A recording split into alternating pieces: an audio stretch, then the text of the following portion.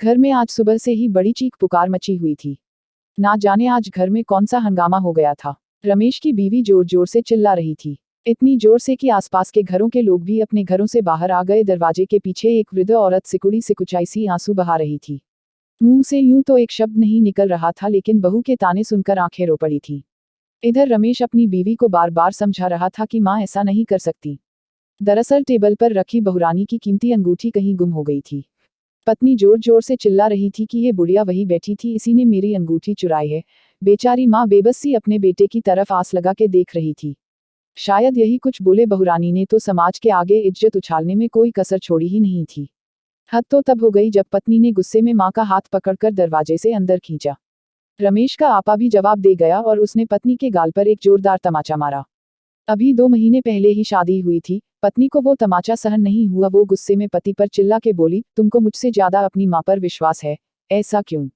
रमेश की आंखों से भी अब आंसू निकलने लगे और बोला, जब मैं बहुत छोटा था, उसी समय मेरे पिता का देहांत हो गया था। तब मेरी माँ ने दूसरों के घरों में बर्तन मांजकर और झाड़ू लगा लगा कर मुझे पाला।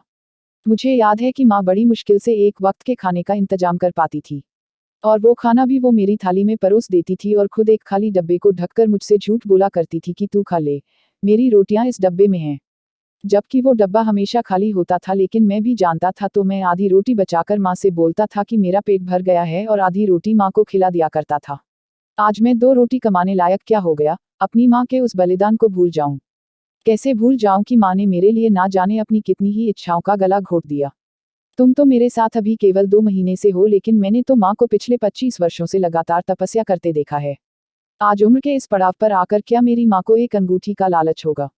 अगर अपनी माँ पर शक किया तो भगवान मुझे नरक में भी जगह नहीं देगा। दोस्तों, माँ बाप तो भगवान का रूप होते हैं। धिक्कार है ऐसे लोगों पर जो अपने माँ बाप के बुढ़ापे का सहारा भी नहीं बन सकते। अरे, अपनी औलाद के लिए माँ बाप क्या कुछ कुर्बान नहीं करते? सारा जीवन बच्चों को पाल पोस के बड़ा करते हैं और बदले में मांगते ही क्या हैं? बुढ़ापे पे 2 वक्त का खाना और अपने बच्चों का प्यार। क्या हमारे माँ बाप का इतना भी अधिकार नहीं है हम पे? दोस्तों, कहने को तो ये एक कहानी है, लेकिन सच्चाई इस कहानी से अलग नहीं है। हमारे समाज में आजकल यही हो रहा है। अपने माँ बाप की सेवा करें, उन्हें प्यार दें, और आपको ये कहानी कैसी लगी हमें कमेंट करके जरूर बताएं। दोस्तों, हमें सब्सक्राइब करें।